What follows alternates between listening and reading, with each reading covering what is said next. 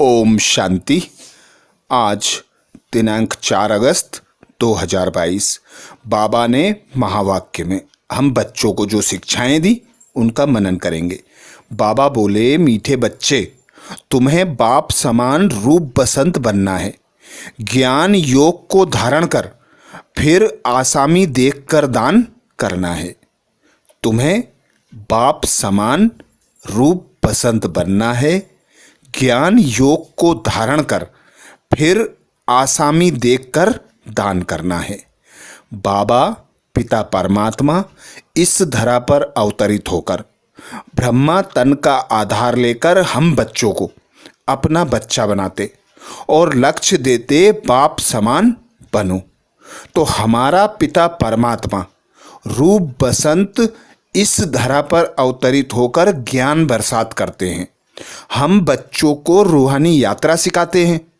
तो बाबा कहते, तुम बच्चों की बुद्धि में सदा ज्ञान का सिमरन जितना चलेगा उतनी याद कायम रहेगी। तो बाप को याद करना, बाप के ज्ञान का मनन चिंतन करना और फिर उसे धारण कर उसका स्वरूप बनना, बाप की प्रत्यक्षता कराना, रूप बसंत बनना। और जब रूप बसंत बनकर औरों को भी आप समान बनाने की सेवा करना। पर सेवा के लिए बाबा श्रीमत देते कि अपना समय और शक्ति वेस्ट ना जाए, क्योंकि व्यर्थ समय जाएगा, व्यर्थ शक्तियां जाएंगी। व्यर्थ में ज्ञान दोगे तो कोई फायदा नहीं होगा। बाबा इसके लिए श्रीमत देते, जो शिव के भक्त हैं, देवी देवताओं के पुजारी हैं, उन्हें जाकर ज्ञान धन का दान करो, क्योंकि दान भी पात्र देखकर किया जाता है।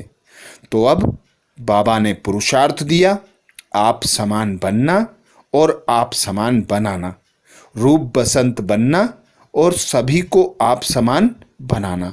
ज्ञान योग की धारणा कर आसामी को देखकर दान देना। बाप समान बनने के लिए बाबा श्रीमत देते, शिव बाबा से तुमको वर्षा मिलता है। शिव बाबा को ही याद करते रहना है। उनसे जो प्राप्त धन होता है, ज्ञान धन धारण करना है। जितना जितना बाप को याद करेंगे, ज्ञान का सिमरन चलेगा, उतना उतना बाप समान रूप बसंत बनते जाएंगे और बाप के साथ चलने लायक हो जाएंगे। तो अब यही स्मृति रखना है कि गरीब निवाज बाप आए हैं। हम बच्चों को अविनाशी ज्ञान रत्न देकर साहूकार बनाते हैं। एक एक रत्न बाबा कहते लाखों रुपयों का है। तो अच्छी रीति धारण करना है। दान करना पड़े तो दान भी करना है। बाबा ने समझाया है, दान भी आसामी को देखकर करो, जिसे सुनने में दिल ना लगे उसके पिछाड़ी टाइम वेस्ट ना करो। तो बाबा समान रूप बसंत बनकर औरों को भी आप समान बनाने की सेवा करना है। प्रश्न किया बाबा ने, कौन सी रस्म द्वापर से चली आती है लेकिन संगम पर बाप उस रस्म को बंद करवा देते हैं? कौन सी रस्म द्वापर से चली आती है लेकिन संगम पर बाप उस रस्म को बंद करा देते हैं? उत्तर में बाबा कहते, द्वापर से पांव पड़ने की जो रस्म चली आती है, बाबा कहते यहाँ तुमको किसी के भी पांव पड़ने की दरकार नहीं है। मैं तो अभोक्ता हूँ, अकर्ता हूँ, असोचता हूँ।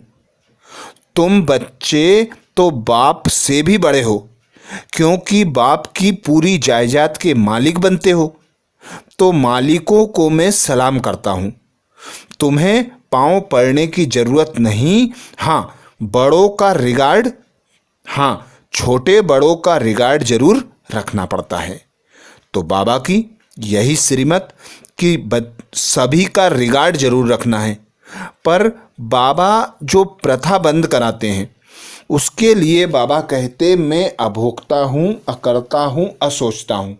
मेरे तो पैर ही नहीं है, मेरा देह नहीं है, तो पैर पड़ने की दरकार नहीं है। इसीलिए बाबा कहते, यहाँ तो अंधेर नगरी है, तुमको बाबा ने हर बात से छुड़ा दिया है।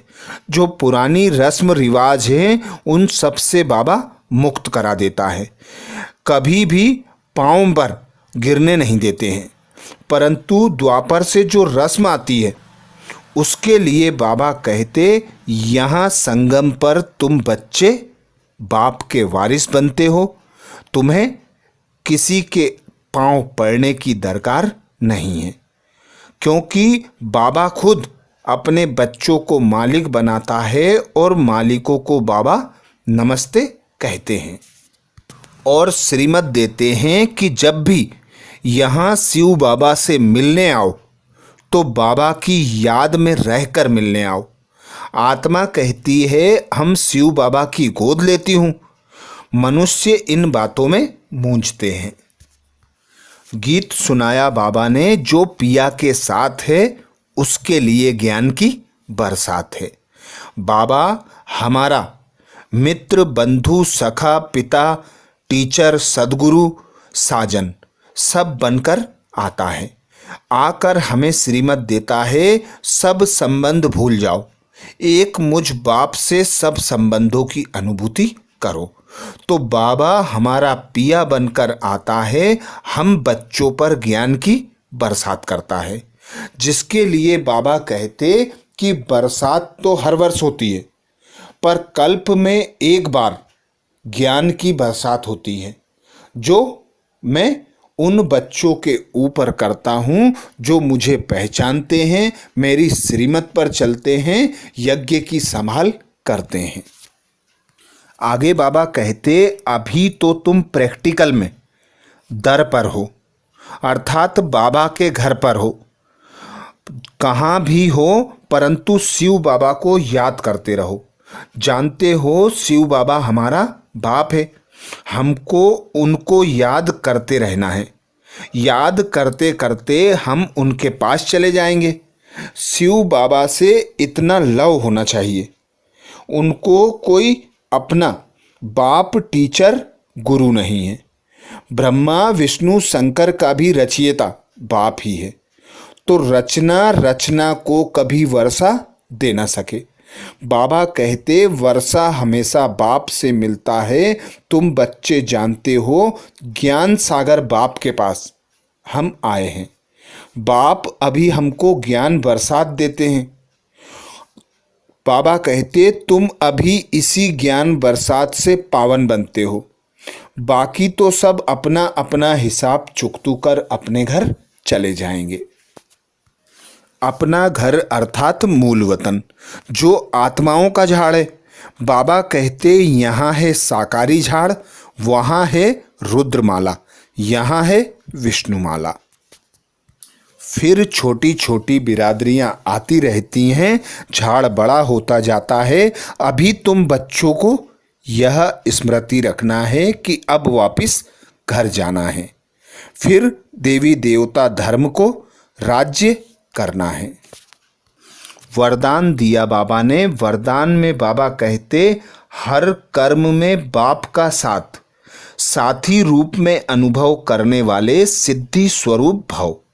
हर कर्म में बाप का साथ साथी रूप में अनुभव करने वाले सिद्धि स्वरूप भव, अर्थात सिद्धि स्वरूप बनने की बाबा युक्ति बताते।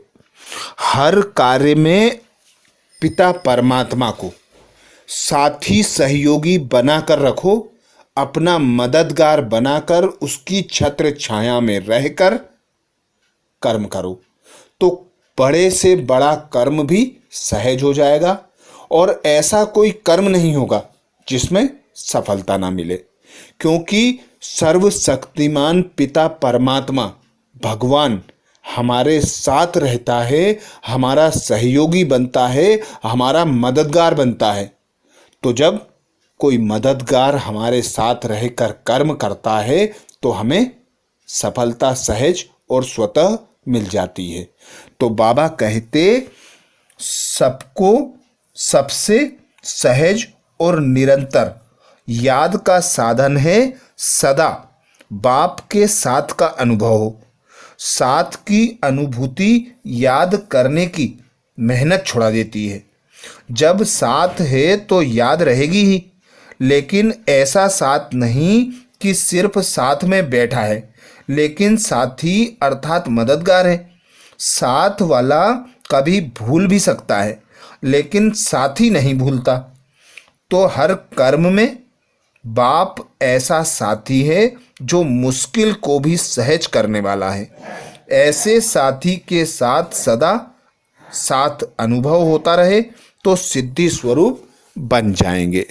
हर कर्म में चलते फिरते, उठते बैठते, खाते पीते, हर समय बाबा को साथी बनाकर, बाबा से शक्तियां ग्रहण कर हर कर्म करना है तो सिद्धि स्वरूप बने के बने। आज स्लोगन में बाबा कहते, विशेष आत्मा बनना है तो विशेषता को ही देखो और विशेषता का ही वर्णन करो। विशेष आत्मा बनने के लिए विशेषता को देखना है, विशेषता का ही वर्णन करना है।